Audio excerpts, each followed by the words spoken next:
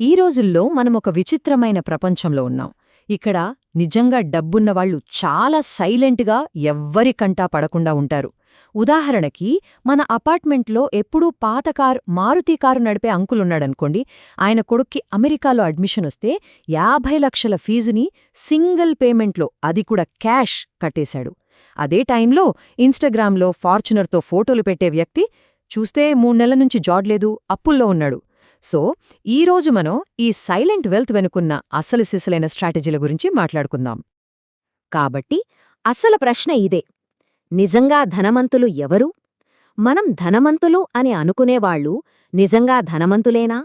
మనం రోజూ చూసే ఆ లగ్జరీ, ఆ ఆడంబరం నిజమైన ఆర్థిక భద్రతకి గుర్తు అనుకోవాలా? లేకపోతే అదంతా కేవలం ఓ భ్రమ మాత్రమేనా? ఇక్కడ చూడండి ఎంత స్పష్టమైన తేడా ఉందో. ఒకవైపు సోషల్ మీడియాలో కనిపించే ఆడంబరం, కాని లోపలంతా అప్పులతో నడుస్తుంది. మరోవైపు చాలా సాధారణంగా ఎలాంటి షో ఆఫ్ లేకుండా బతికేవాళ్లు తమ పిల్లల భవిష్యత్తు కోసం లక్షలు ఖర్చు పెట్టగల ఆర్థిక స్వేచ్ఛతో ఉన్నారు. ఇది కనిపించే సంపదకు, అసలైన ఆర్థిక భద్రతకు మధ్య ఉన్న తేడా అన్నమాట. ఇప్పుడు మనం మాట్లాడుకుంటున్న ఈ సూత్రాలు ఈరోజు కొత్తగా పుట్టినవి కావు.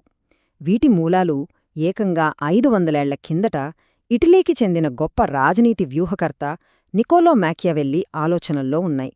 నిజమైన అధికారాన్ని ఎలా సంపాదించాలి, దాన్ని ఎలా కాపాడుకోవాలి, అన్నింటికన్నా ముఖ్యంగా దాన్ని ఎలా కనిపించకుండా దాచాలో ఆయన ఎప్పుడో చెప్పారు. మాకియావెల్లి చెప్పిన ఈ ఒక్క మాట ఈ మొత్తం వ్యూహానికి గుండెకాయలాంటిది. ప్రజలు లోపల ఉన్న నిజాన్ని చూడరు, వాళ్ళకి పైకి ఏం కనిపిస్తుందో దాన్నే నమ్ముతారు. కాబట్టి బయటి ప్రపంచానికి వాళ్ళు ఏది చూడాలనుకుంటున్నారో అదే చూపించాలి.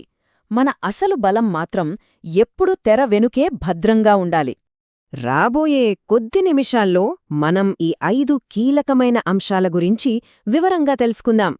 ప్రతి అంశం కూడా సైలెంట్గా సంపదను నిర్మించడానికి ఒక ప్రాక్టికల్ ఫ్రేమ్వర్క్ను అందిస్తుంది. సరే, ఇక మొదలు పెడదామా? మొట్టమొదటి నియమం కనిపించకుండా ఉండటం. మన చుట్టూ ఉన్న ప్రపంచంలో ప్రతి ఒక్కరూ తమ విజయాల్ని ప్రదర్శించడానికి తాపత్రయపడుతుంటే మనం మాత్రం అదృశ్యంగా, సైలెంట్గా ఉండటం ఒక పెద్ద స్ట్రాటజిక్ అడ్వాంటేజ్. విజయాన్ని బయటకి ప్రదర్శించినప్పుడు ఈ సమస్యలన్నీ వస్తాయి. ఆలోచించండి, వాట్సాప్ స్టేటస్ చూసే ఆ 150 మందిలో ఎంతమంది మన ఎదుగుదలను మనస్ఫూర్తిగా కోరుకుంటారు? అసూయ అనేది మనిషికి చాలా సహజం. మన ప్రగతిని మనం ప్రదర్శించడం ద్వారా మనకు తెలియకుండానే 10 మంది కొత్త శత్రువుల్ని తయారుచేసుకుంటున్నట్టే. ఒకవేళ సోషల్ మీడియా ద్వారా ఆదాయం రాకపోతే దానికి ఎంత దూరంగా ఉంటే అంత మంచిది. పెట్టే ప్రతి పోస్ట్, ప్రతి ఫోటో ఎవరో ఒకరిలో అసూయను, విమర్శలను రేకెత్తిస్తుంది. నిజంగా బిజీగా, విజయవంతంగా ఉన్నవాళ్లకి ఇన్‌స్టాగ్రామ్ స్టోరీలు పెట్టే టైం కూడా ఉండదు. సో ఇక్కడ కీలకమైన విషయమేంటంటే, పేదవాళ్లు 10 మంది దృష్టిని ఆకర్షించడానికి డబ్బు ఖర్చు పెడితే, ధనవంతులు మాత్రం తమ ప్రైవసీని కాపాడుకోవడానికి డబ్బు ఖర్చు పెడతారు. ఇదే నిశ్శబ్ద సంపద అంటే. ఇది కేవలం డబ్బు గురించే కాదు, ఎవరూ కొలవలేని, ఎవరో లాక్కోలేని స్వేచ్ఛ గురించి. సరే, ఇప్పుడు రెండో విభాగానికొద్దాం. కేవలం సైలెంట్గా ఉంటే సరిపోదు. సంపాదించిన డబ్బుని బ్యాంకులో అలాగే పడేస్తే ద్రవ్యోల్బణం అనే ఒక సైలెంట్ దొంగ ప్రతి సంవత్సరం దాని విలువలోంచి 6-7% తినేస్తూ ఉంటుంది. అందుకే మన డబ్బుని యాక్టివ్గా పనిలో పెట్టాలి. ఇది చాలా సింపుల్ కానీ పవర్ఫుల్ రూల్. వచ్చే ఆదాయంలో 60%తో బతకాలి, 20% పొదుపు చెయ్యాలి, మిగిలిన 20%ని పెట్టుబడి పెట్టాలి.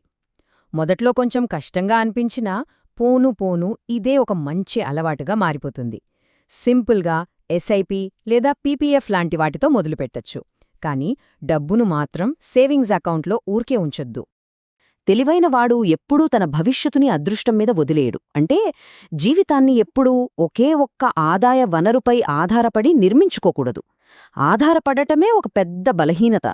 కోవిడ్ టైంలో ఒకే జాబ్ మీద ఆధారపడిన వాళ్లు ఎంతలా ఇబ్బంది పడ్డారో మనందరికీ తెలిసిందే. ఈ వాక్యం అసలు తేడాన్ని చాలా స్పష్టంగా చెబుతుంది. ఒక ఆదాయం బతకడానికి సరిపోతుంది, కానీ ఒకటి కంటే ఎక్కువ ఆదాయాలుంటే ఒక సిస్టమ్ని నిర్మించి మనల్ని పాలించే స్థితికి తీసుకెళ్తాయి. ధీరుభాయ్ అంబానీ లాంటి వాళ్ళని చూడండి. టెక్స్టైల్స్తో మొదలుపెట్టి పెట్రోకెమికల్స్, టెలికాం, రీటైల్ ఇలా ఎన్నో రంగాల్లోకి వెళ్లారు.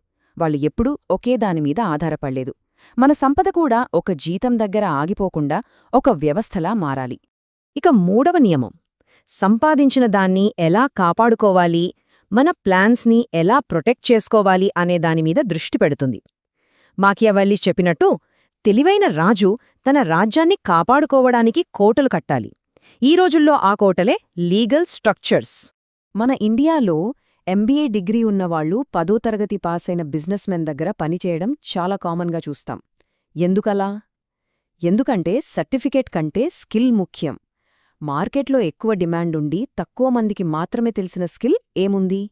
డేటా అనాలిసిస్ కావచ్చు, డిజిటల్ మార్కెటింగ్ కావచ్చు, లేదేదైనా కోడింగ్ లాంగ్వేజ్ కావచ్చు. ఏదో ఒకటి నేర్చుకోవాలి, కాని ఎవ్వరికీ చెప్పకుండా చాలా సైలెంట్గా.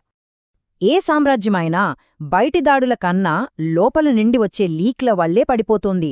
అందుకే మన రహస్యాల్ని కాపాడేవాళ్లతోనే మన సర్కిలుండాలి, అన్నీ బయట పెట్టేవాళ్లతో కాదు. గాసిప్స్ మాట్లాడే ఫ్రెండ్స్ కన్నా ఏదైనా నిర్మించడంలో సహాయపడే వాళ్లని ఎంచుకోవాలి. ఇదే 4వది. బహుశా అన్నింటికన్నా ముఖ్యమైన విభాగం కూడా ఇదే.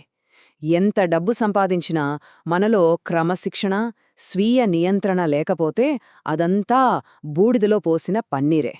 ఇతరుల్ని కంట్రోల్ చేయాలంటే ముందు మనల్ని మనం కంట్రోల్ చేసుకోవడం నేర్చుకోవాలి. ఇవి మనం రోజూ ఎదుర్కొనే చిన్న చిన్న యుద్ధాలు. జీతం పడగానే ఆన్లైన్లో అనవసరమైన వస్తువులు కొనాలనే కోరికను ఆపుకోవడం, ఫ్రెండ్స్ కొత్త బైక్ కొన్నారని మనమూ కొనాలనే ప్రెషర్ని పట్టించుకోకపోవడం. ఈ లోపల జరిగే యుద్ధాల్లో గెలిచిన వాళ్లే బయటి ప్రపంచంలో కూడా గెలుస్తారు. ఇక చివరిగా 5వ విభాగానికి వద్దాం. నిజమైన సంపద అనేది ఓ కనిపించని శక్తి, స్వేచ్ఛతో కూడిన ఒక వ్యవస్థ. అత్యంత శక్తివంతమైన వ్యక్తులు బయటకు చాలా సాధారణంగా కనిపిస్తారు. వాళ్లు గుర్తింపు కోసం ఎప్పుడూ ఆరాటపడరు. ఈ యొక్క వాక్యం ఈ సైలెంట్ వెల్త్ ఫిలాసఫీ మొత్తాన్ని వివరిస్తుంది. గట్టిగా అరిచేవాళ్లు చప్పట్ల కోసం చూస్తారు, నిశ్శబ్దంగా ఉండేవాళ్లు తరతరాలు నిలిచే సామ్రాజ్యాలను నిర్మిస్తారు. ఈ తత్వశాస్త్రం ప్రకారం ఇదే శక్తికి అస్సలైన నిర్వచనం.